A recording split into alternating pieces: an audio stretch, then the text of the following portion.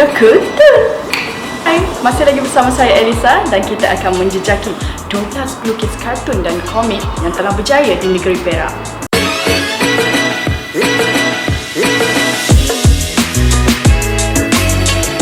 Untuk episod kali ini, kita akan bersama dengan kartunis Boy PJ.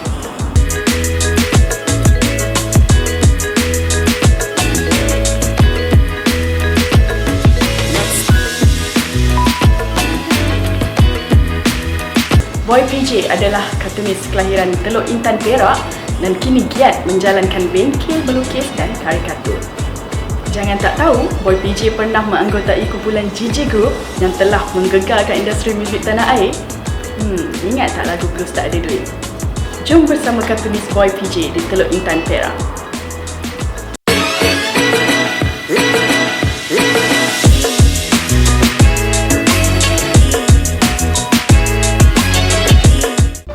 Assalamualaikum warahmatullahi wabarakatuh. Nama saya Nur Azman bin Samsudin, seorang kartunis daripada majalah Gila-Gila 1 ke 3 dulu, yang menampilkan nama pena Boy PJ.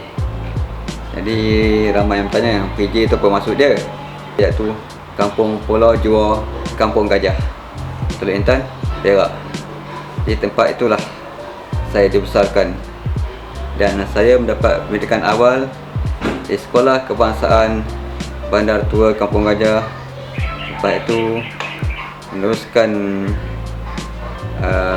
pelajaran di Sekolah Menengah Datuk Seri Mahajalala Kampung Gajah, Teluk Intan, Perak.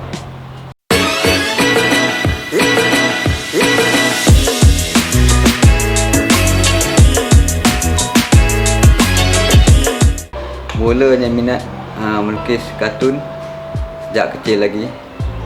Umur 5-6 tahun saya dah start melukis, di mana pada masa itu saya banyak berlegar-legar di laman-laman rumah. Dulu-dulu nak dapatkan pensel, pen, kertas agak payah, ia agak terbatas. Jadi timbulnya idea tu, dapat ilham untuk melukis adalah daripada hasil karya bunga-bunga lukisan tekat daripada arwahnya nenek saya, iaitu Aminah binti Itab Idris, bapa saya. Dia buat lukisan tekat pada bunga-bunga tu, cantik sangatlah. Jadi saya pun mendapat rangsangan daripada situ untuk menumbuhkan minat melukis. Jadi mungkin dalam diri saya dah ada jiwa seni. Jadi saya pun mengabadikan lukisan-lukisan berupa, tak kira lah lukisan apa pun kan, apa yang saya nampak dekat laman rumah tu saya lukis kan.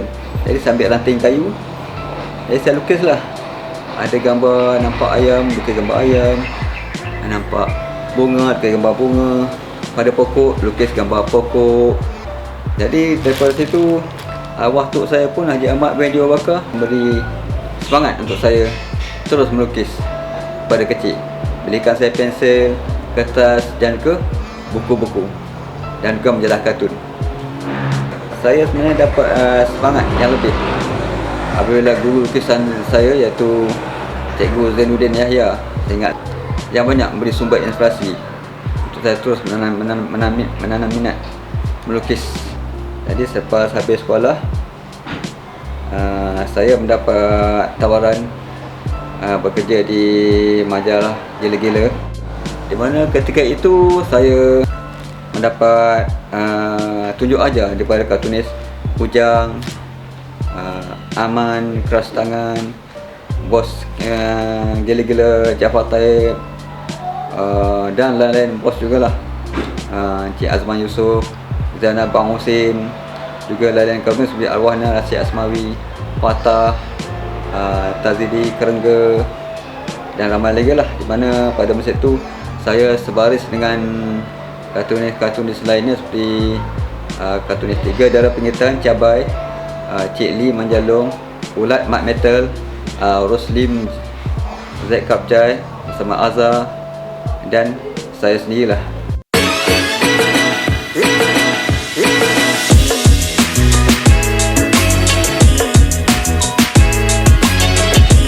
kartunis dia nak menampilkan identiti masing-masing lah untuk menengahkan hasil kartun mereka.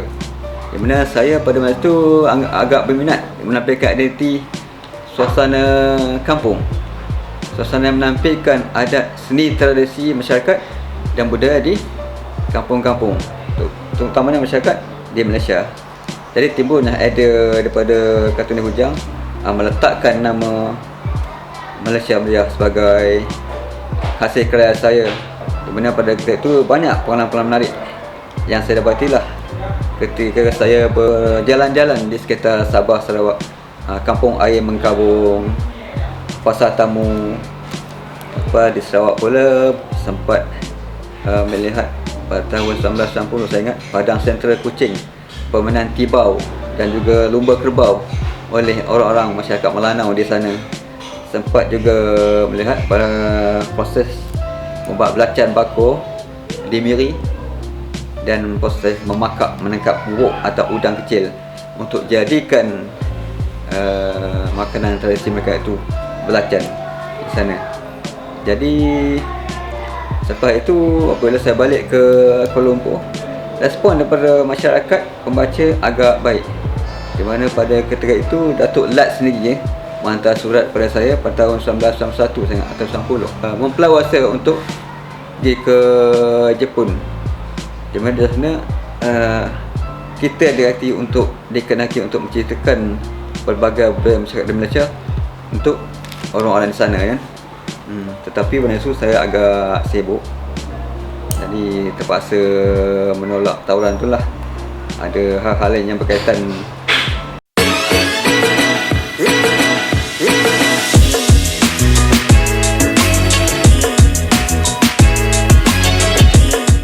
Sampai 1991 saya berhenti kejap sebagai kartunis.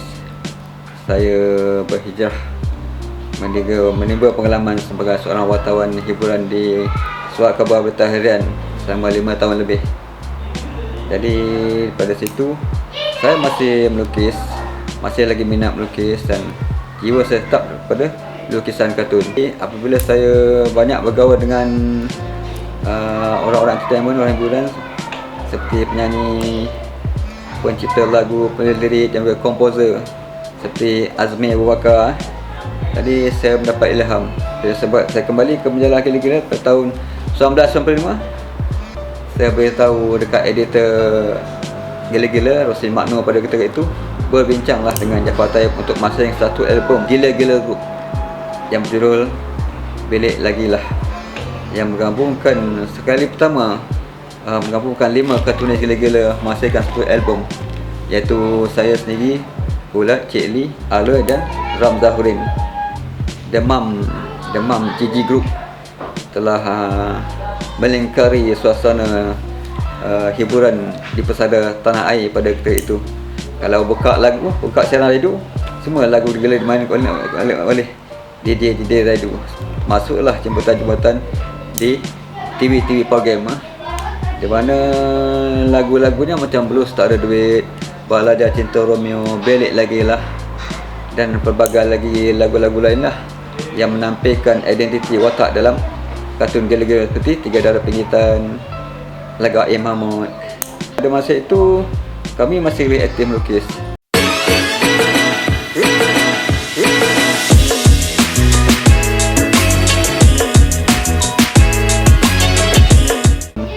Awal tahun 2000 saya mengambil keputusan untuk meneruskan kerja melukis saya dari dalam suasana yang agak berlainan.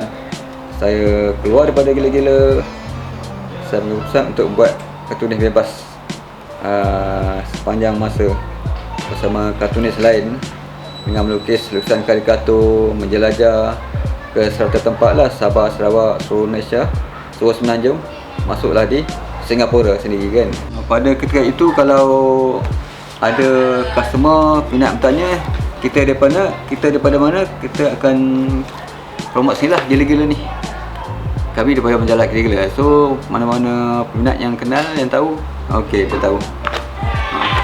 Dia berasa agak teruja kan dapat berhadapan kan seorang kartunis Gila-Gila, bersembang, berbual secara langsung kan. Selama ni dia tengok majalah digila-gila tanpa ada kartunisnya. Tapi bila berhadapan dengan soalan kartun, ramai yang teruja lah.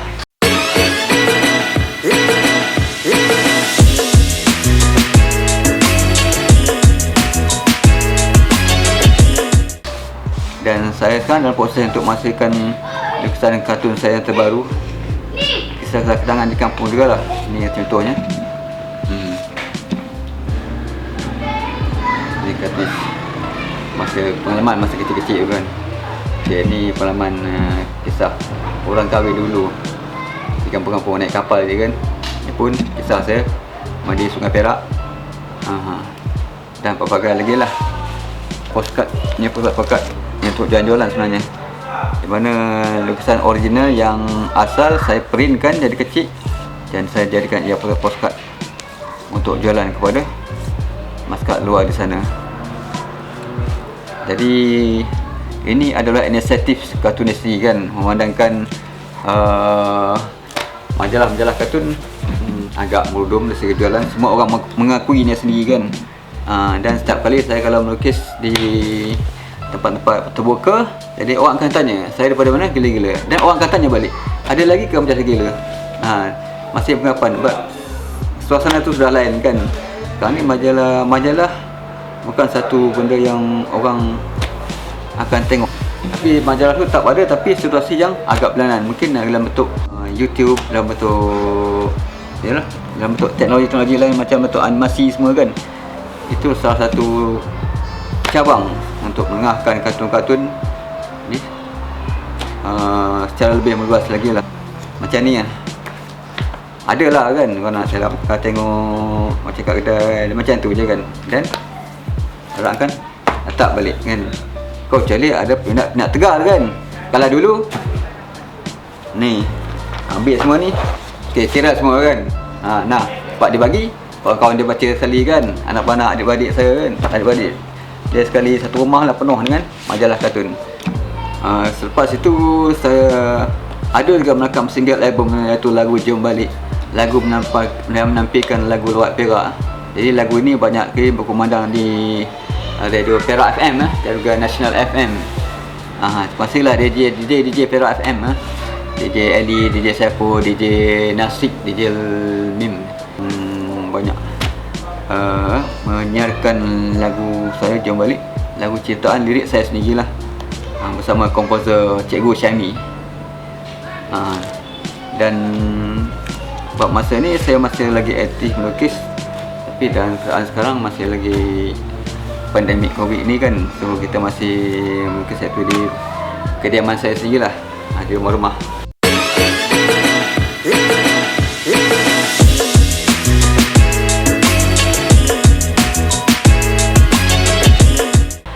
Kalau kita ada semangat, ada kekuatan dan kita ada identiti kita sendiri untuk menampilkan hasil karya kita yang tersendiri, yang lain daripada lain, insya-Allah karya anda akan mendapat tempat di kalangan masyarakat, bukan sahaja tempatan tapi di masyarakat luar sendiri kan. Kita kena pelbagaikan kita punya kreativiti, itu yang penting. Sekarang ni banyak urusan doodle kan. Lepas tu kan lain bentuk lukisan yang menampilkan imej-imej yang menggegarkan kata orang, imej yang bila orang tengok, wah, orang akan kagum. Dia kan karakter, kita buat karakter Malaysian, karakter cerita tentang budaya Malaysia sendiri. Sebab itu kita kurang sangat dari segi penampilan cerita yang sebegitu kan, budaya menampilkan masyarakat di Malaysia sendiri. Nah, itu yang orang luar nak tengok sebenarnya kan. Dia perlu ada identiti sendiri dalam bentuk yang berlainan daripada orang lain kan. Sebab orang akan tengok, sebab mereka akan tengok apa yang lain, apa yang ada kelainan dalam setiap watak ataupun cerita dalam kartun kita kan. Dan selebihnya tu kita kena banyak mengamati dan juga banyak membaca sebenarnya. Kita kena banyak baca, tak kira lah apa-apa info yang berkaitan dengan pembacaan ni, di politik, sukan, budaya dan pelbagai lagi bahan bentuk bacaan untuk melengkapkan atau menseimbangkan lagi hasil karya kartun kita, supaya hasil karya itu dapat dinikmati sepuas-puasnya oleh masyarakat minat kartun tanah air sepanjang masa. bukan untuk generasi sekarang, tapi generasi akan datang juga dapat menikmati hasil karya kartun kita. Itu yang penting. Contoh seperti karya kartun Datuk Lat, kartun di Hujang. Jadi ini adalah contoh-contoh hasil karya kartun yang boleh dinikmati oleh masyarakat peminat sepanjang masa. Dan selebihnya itu kita sentiasa berdoa dan tawakal lah. Itu adalah selebihnya. Sebab kita setiap usaha tu kita perlukan doa, tawakal, dan kita berserah bahawa apa yang kita hasilkan adalah bertepatan dengan kehendak masyarakat di sini.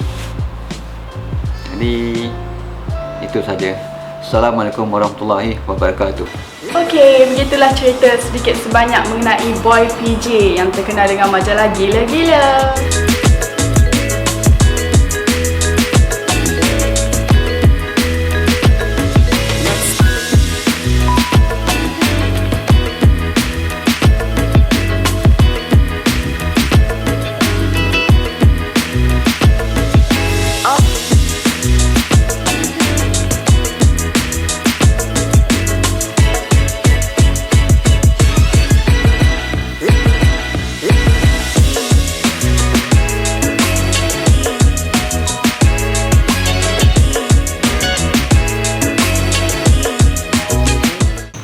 Terimalah lagu ciptaan dan lirik saya sendiri, Boy PJ. Terimalah. Jom balik. Buat perak kau mah. Alright.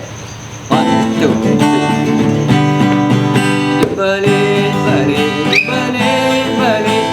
Jom kita balik, jom balik. Jom balik, balik, jom balik, balik. Jom kita jumpa adik-adik. La la la la la. La la la la la.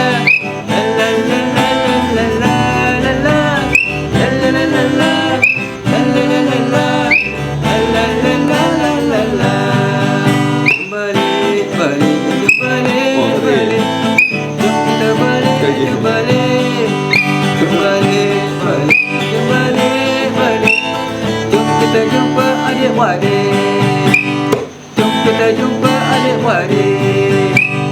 Jom kita jumpa adik-adik. Jom kita tengok Jokutu. Tengok yang tengok. Jom balik tengok.